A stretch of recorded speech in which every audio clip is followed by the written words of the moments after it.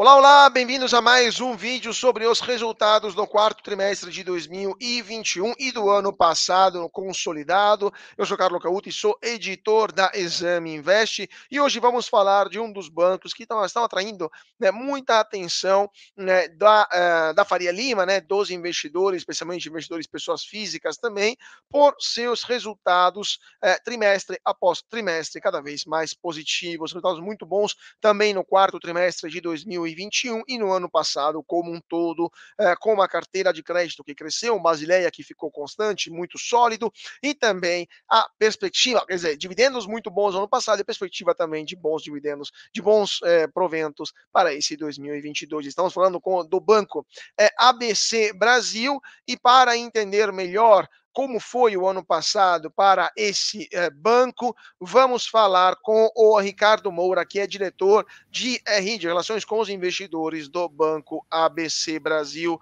Muito bem-vindo, Ricardo, e muito obrigado por estar conosco hoje.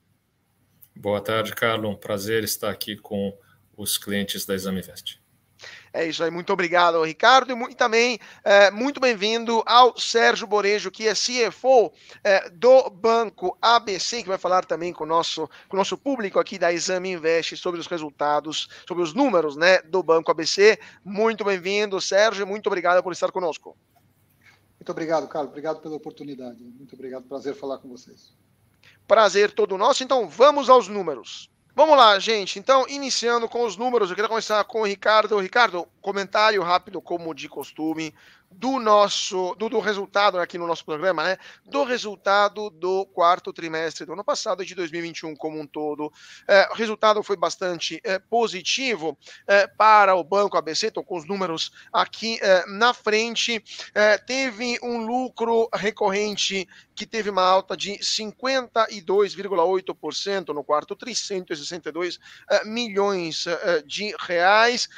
Resultados operacionais também no quarto trimestre vieram acima do esperado do mercado. A ROI foi de 14,1%, né? ROI, lembrando que é o retorno médio sobre o patrimônio líquido, né? E também a margem financeira teve um crescimento de 40,7% na comparação com o quarto tri do ano retrasado, chegou a 422,1 milhões de reais. Ricardo, o resultado nada mal para o banco no trimestre passado, né? Qual o comentário de vocês?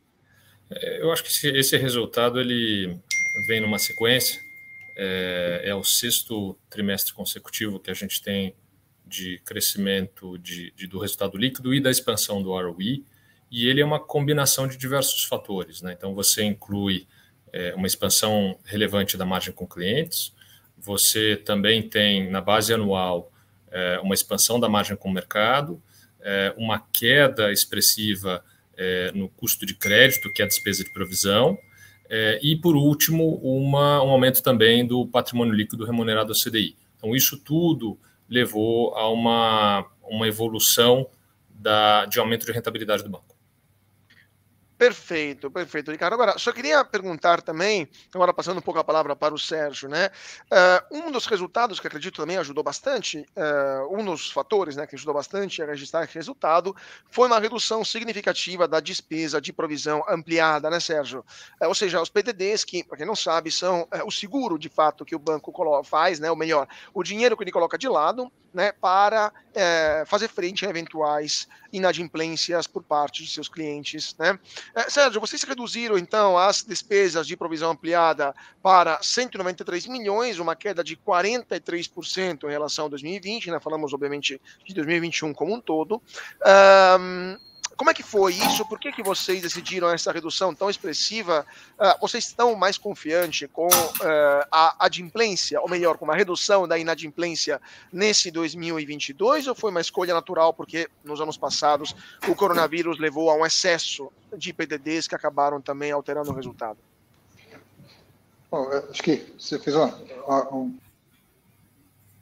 mais ou menos por aí mesmo, Carlos. Os anos de 2020, né, em função das incertezas de pandemia, etc., o banco fez uma série de provisões, protegendo o seu balanço. Agora, em 2021, as provisões, o nível de despesa de provisão vis-à-vis a carteira, ele voltou aos mesmos patamares patamares muito parecidos com o pré-pandemia, que é algo em torno de 0,5% da carteira expandida. E à luz do que a gente vê hoje, né, quer dizer, os clientes estão... A gente faz análise do portfólio constantemente, mas à luz do que a gente vê hoje, os clientes do Banco ABC Brasil estão numa condição financeira muito saudável, e a perspectiva não é que a gente volte para os patamares de 2020, não. À luz do que a gente vê hoje, óbvio, tem todas as incertezas, que pode ter de economia, etc., crescimento, mas à luz do que a gente vê hoje, a gente deveria ficar alguma coisa perto desse nível de 2021. Perfeito, perfeito. Agora, falando de... desculpa, só para complementar agora, só antes de entrar nesse outro papo da carteira de crédito expandida, na questão de 2022, a visão de vocês, né, do Ricardo como diretor de RI e também sua, Sérgio, como CFO, 2022 não vai ser um ano fácil, segundo muitos analistas do mercado. 2022 vai ser um ano de eleição, um ano em que o PIB vai crescer muito menos do que o ano passado, ou tem até alguém que indica uma contração possível, obviamente os mais pessimistas, né, do produto interno bruto nesse ano. Vocês decidiram essa redução importante dos PDDs, mesmo em um ano tão desafiador, de fato, né?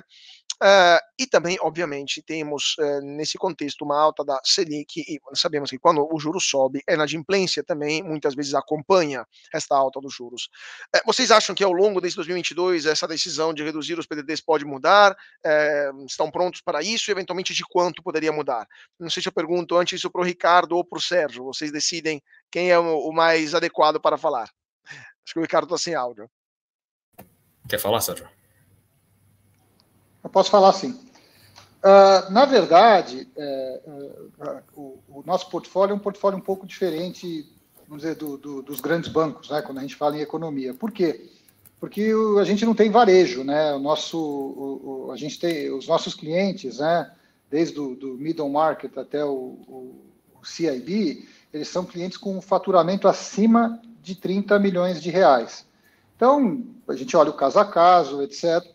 E como eu respondi na outra pergunta, quando você olha a condição financeira dos clientes hoje, ela está muito saudável. Apesar das dificuldades, quer dizer, você olha os balanços, e os balanços que a gente tem visto esse ano têm vindo também fortes, tá? O que é um sinal da resiliência da carteira. Apesar, vamos dizer, das estimativas de baixo crescimento, talvez até crescimento negativo, a gente acha que, dado a condição financeira desses clientes, e mesmo os clientes que a gente tem a crescer, né? Porque a gente tem uma estimativa de aumentar o número de clientes para o ano de 2022, apesar dos eventuais dificuldades econômicas que possam acontecer. Como a gente tem ainda uma participação pequena, principalmente no mercado middle, né, dos clientes middle, que são clientes com faturamento de 30 a 300 milhões de reais, a gente acredita que dá para crescer essa carteira sim e de uma forma muito saudável, mantendo o nível de PDD no mesmo nível, né, do ano de 2021. É óbvio que ao longo do ano isso pode ser revisto, é muito difícil você... Mas, como eu disse, né, saindo com as informações que a gente tem hoje, acho que essa é a melhor estimativa que a gente pode fazer. Perfeito. Opa, Ricardo, por favor. Eu acho que tem um ponto importante. A gente tem conseguido crescer a carteira reduzindo a presença no ticket médio dos clientes. Então, o nosso share of wallet dentro dos clientes tem sido reduzido. Por que a gente tem conseguido fazer isso? Porque a gente tem o crescimento, nosso principal motor de crescimento de carteira hoje é o segmento middle, que é um segmento onde a gente tem conseguido crescer o número de clientes de uma forma importante. Então, se você pegar o nosso ticket médio por cliente, ele tem caído, embora a gente tenha conseguido crescer a carteira expandida como um todo. Então, essa pulverização de crédito, ela ajuda nessa diversificação e, principalmente, você consegue crescer num ambiente, vamos dizer, econômico aquém do potencial, porque você ainda não está presente em uma série de clientes e você começa a fazer negócio com esses clientes. Então, isso te ajuda a crescer. Claro, claro. Só para complementar o que você estava falando, Ricardo, a questão da carteira expandida de clientes, na carteira de clientes, perdão, que teve uma forte expansão, foram, deixa eu ver aqui, uma expansão de 32% nos últimos 12 meses, foram 3.490 clientes, né, lendo aqui o balanço de vocês, e 2.322 com exposição de crédito, né? Vocês têm alguma meta que a gente pode já falar para o nosso público para 2022 de expansão de clientes ou ainda é top secret? A gente tem um guidance que a gente colocou para o mercado. Esse guidance ele não envolve necessariamente o número de clientes em si, mas o nosso guidance ele envolve o crescimento da carteira expandida de crédito. Para esse ano de 2022, ele é um crescimento de 12% a 16%. Ele envolve também o crescimento da carteira middle, que é um dos segmentos de clientes. Então, estamos falando entre 40% a 50% de crescimento, que é um número importante. E, por último, você tem um crescimento de despesas, aqui incluindo despesas de pessoal, outras administrativas e despesa variável, PLR, entre 30% a 40% no ano, mantendo o índice de eficiência, que é o índice de custo sobre despesa, entre 36% e 39%. Então, basicamente, muito em linha com o nosso histórico. Esses são os guidances que a gente anunciou para o mercado, juntamente com o resultado de 2021. Perfeito, perfeito. Agora, falando também de outro ponto que está em destaque aqui no resultado de vocês, que é o resultado do banco de investimento, né, do ABC. A receita recorde de 107,4 milhões de reais, uma alta de 101,3% em relação a 2020. Falamos de uma comparação ano a ano, né? Destaque para a área de Debt Capital Markets, que precificou 47 transações, né, contra 21 em 2020, e emitiu aproximadamente 6,2 bilhões de reais em 2021. Ricardo, o resultado também impressionante esse do banco de investimento. E como é que está sendo a orientação, como é que está sendo vamos dizer assim, a direção desses investimentos, onde vocês estão apostando e quais setores vocês acreditam que são mais interessantes e mais, vamos dizer, com mais futuro aqui no Brasil para um banco de investimento como o de vocês? O nosso carro-chefe na parte de banco de investimento ele é a área de renda variável, fixa, né, que é a área de DCM, que a gente chama, Debt Capital Markets. Então, essa área é uma área muito representativa para nós e tem sido uma área nos últimos meses que se beneficiou muito do ambiente atual macroeconômico. Então, você tem tido uma entrada de recursos novos para os fundos de renda fixa e as empresas têm utilizado o mercado de capitais como uma fonte de financiamento de longo prazo. Ano após ano, esses volumes têm aumentado. O que a gente vê muito em termos de segmento econômico são a área de infraestrutura, a área de energia, são áreas que têm se beneficiado muito dessa fonte de financiamento para novos projetos ou mesmo até para capital de giro, né? Então, são áreas que a gente vê aí, são áreas que a gente tem atuado bastante no mercado. O que tem acontecido também é que você tem tido novos instrumentos, como na parte de agricultura, mesmo os CRIs e CRAs, e fundos, até alguns fundos listados que começaram a ter um volume mais expressivo durante o ano de 2021.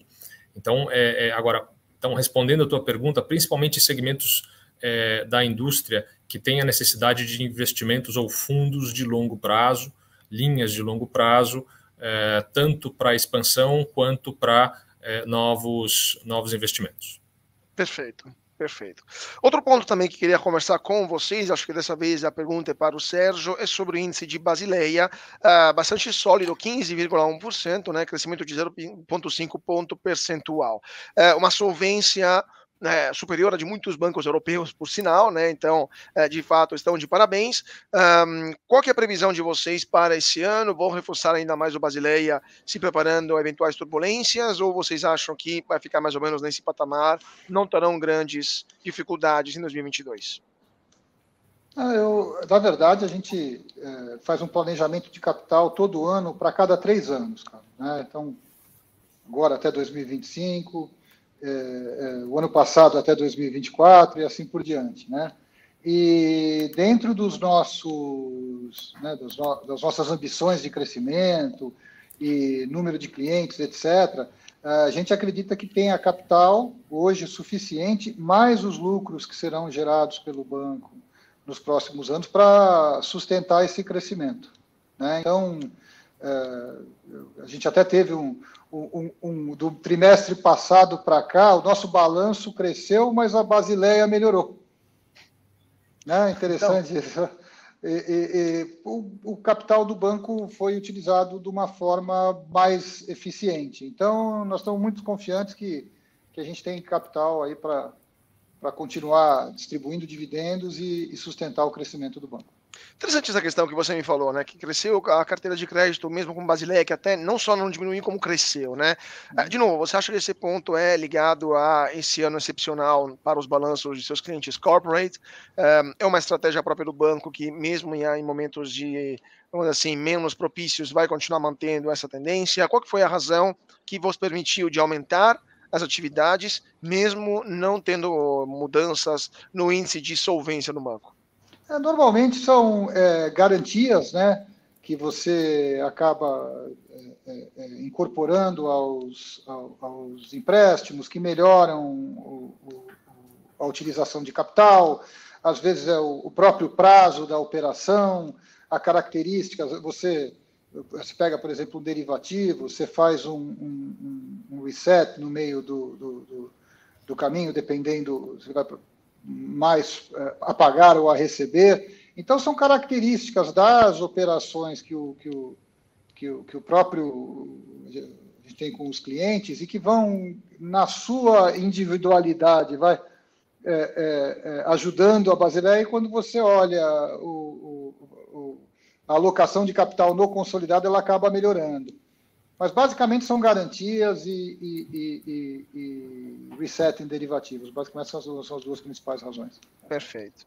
Agora, última pergunta para o Ricardo. Ricardo, estou dando uma olhada aqui na carteira de empréstimos do banco e o maior volume obviamente, para o segmento corporate, né? Estamos falando de 16 bilhões de reais no segmento corporate. Me fala se eu estou enganado aqui até dezembro de 2021. E a maioria, grande maioria desse valor tem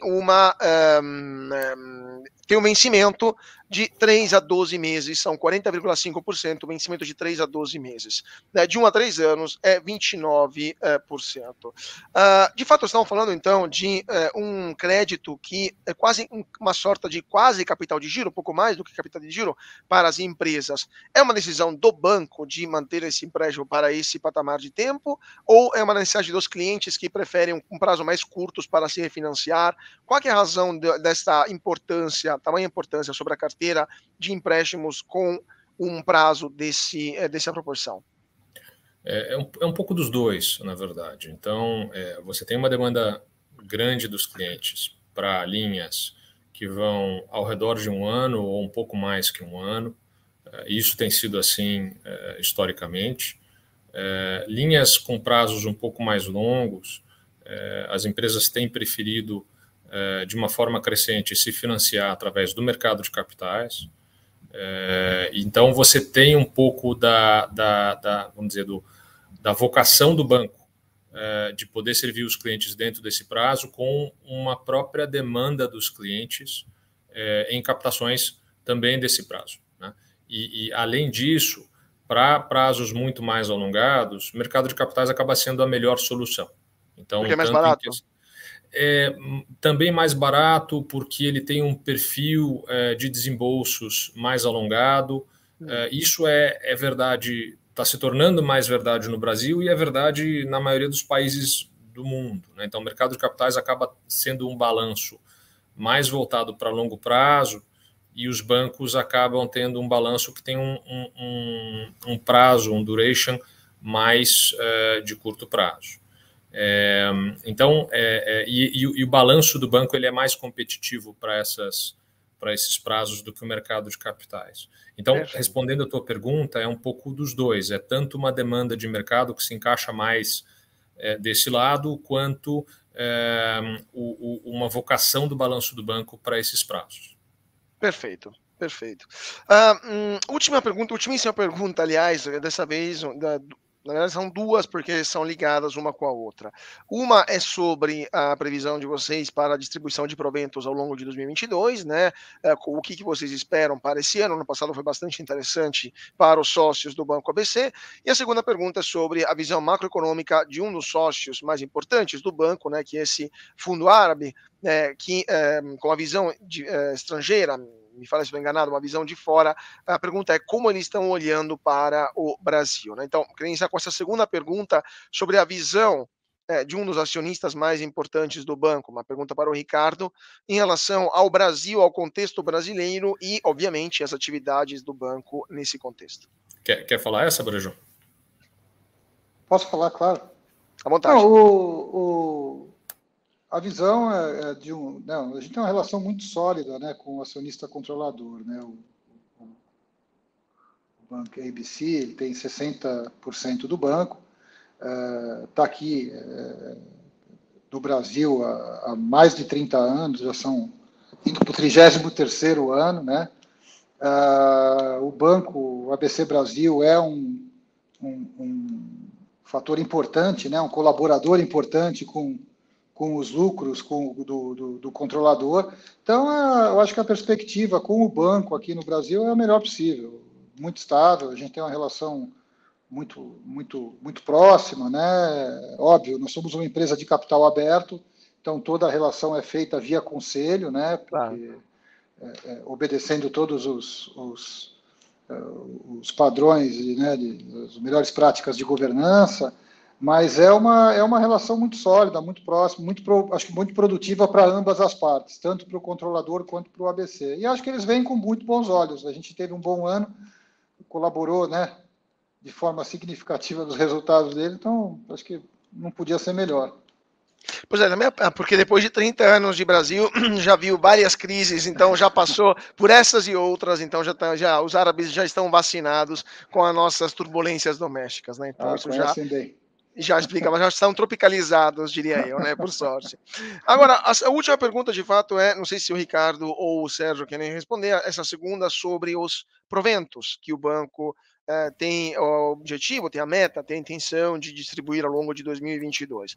Em 2021 foi bastante interessante, só para relembrar, vocês anunciaram em dezembro pagamento de 55,46 milhões de reais em juros sobre o capital próprio, né? Então, obviamente, não vou perguntar quando vai ser a próxima, aquela anterior tinha sido em junho, né? Então, o ano passado foi semestral, né? Foi de mais ou menos 50 milhões de reais também. Qual que é a previsão para esse ano e se há também uma proporção igual, maior ou inferior em relação ao ano passado?